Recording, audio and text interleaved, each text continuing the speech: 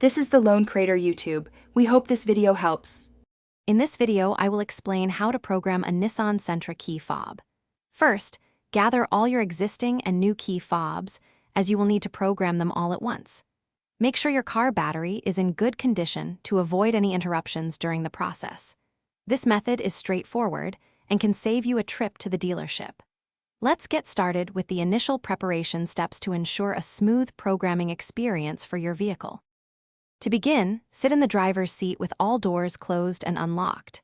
Now, insert your key into the ignition and quickly remove it 6 times within a 10-second window. Don't turn the key, just insert and remove. After the 6th removal, your vehicle's hazard lights will flash twice. This confirms that your Nissan Sentra has successfully entered the key fob programming mode and you are ready for the next step.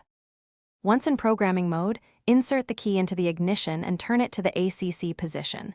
Immediately press any button on your first key fob once. The hazard lights will flash again, confirming it's programmed. Remove the key from the ignition. For any additional key fobs, repeat this step.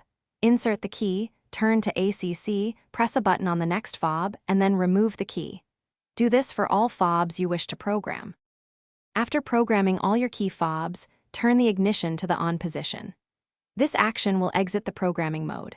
Now, it's crucial to test each key fob individually to confirm that all functions, such as lock, unlock, and trunk release, are working as expected.